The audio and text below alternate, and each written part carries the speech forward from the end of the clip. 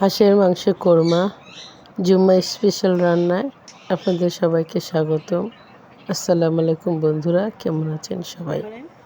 বেরেস্তা তেলের মধ্যে আমি গোটা গরম মশলা দিয়ে দিব। এখন দিয়ে দিব পেঁয়াজ, এখন দিয়ে দিব আদা রসুন বাটা আর গরম মশলা, জিরা, জয়ফল, জয়ত্রী, এলাচ একসাথে বেটে রেখেছি, সেটা দিয়ে দিলাম। এখন আবার এগুলোকে একসাথে লাড়াচাড়া দিয়ে ভালো করে মিশিয়ে নিব। বাটিটা ধুয়ে সামান্য একটু পানি দিয়ে দিলাম। এখন ভালো করে লাড়াচাড়া দিয়ে মশলাটাকে কষিয়ে নিচ্ছি। মশলাটা কষানো হয়ে গেছে, এখন দিয়ে দিব নারকেল বাটা। এখন সামান্য একটু পানি দিয়ে নারকেলটাকে কষিয়ে নিব ভালো করে। দিয়ে দিলাম 3টা খেজুর, দিয়ে দিলাম মরিচের পাউডার, ধনিয়া পাউডার, দিলাম গোলমরিচের পাউডার। এখন দিয়ে দিলাম সামান্য পানি। এখন আবারও ভালো করে লাড়াচাড়া দিয়ে মশলাটাকে কষিয়ে নিব। দিয়ে দিলাম ক্রিম চিজ, এখানে 3 স্লাইস আছে ক্রিম চিজ। সব মশলা ভালো করে কষানো হয়ে গেছে। এখন দিয়ে দিব আগে থেকে হাঁসের মাংস আমি ভেজে রেখেছিলাম, সেটা এখন ঢেলে দিব। এখন সবগুলো ভালো করে লাড়াচাড়া দিয়ে মশলার সাথে মিশিয়ে নিব।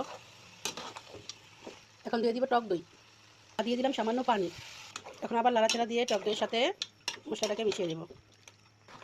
আবার ভালো করে লাড়াচাড়া দিয়ে উল্টে পাল্টে নিচ্ছি।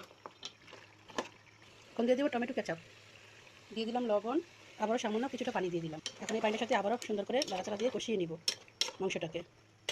কোরমার মধ্যে যেহেতু খেজুর দিয়েছি, সেজন্য আর চিনি দিলাম না। খেজুরটা মিষ্টি স্বাদ আনবে আর টক দইটা টক স্বাদ আনবে। আবার একটু লবণ দিয়ে দিলাম, চেক করে দেখি যে লবণ লাগবে। আরও দিয়ে দিলাম কিছুটা কাঁচামরিচ, দিলাম গরম পানি। আবার ভালো করে লাড়াচাড়া দিয়ে মিশিয়ে নিচ্ছি। এখন ঢাকা দিয়ে সিদ্ধ করে নেব। দিয়ে দিলাম দুধ, আবার একটু লাড়াচাড়া দিয়ে নিই। আর একটু দুধ দিয়ে দিলাম পেঁয়াজ বেরেস্তা, আর দিয়ে দিলাম ঘি, দিয়ে দিলাম সামান্য একটু কেওড়া জল ফ্লেভারের জন্য, দিয়ে দিলাম একটু গোলাপ জল।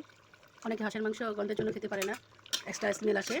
যদি আপনি একটু কেওড়া জল দেন তাহলে ওটা হাঁসের একটা এক্সট্রা স্মেল আসবে না, খুব সুন্দর একটা ফ্লেভার আসবে তরকারির মধ্যে। এই তো হয়ে গেছে আমার হাঁসের মাংসের কোরমা, এখন পরিবেশন করে নেব।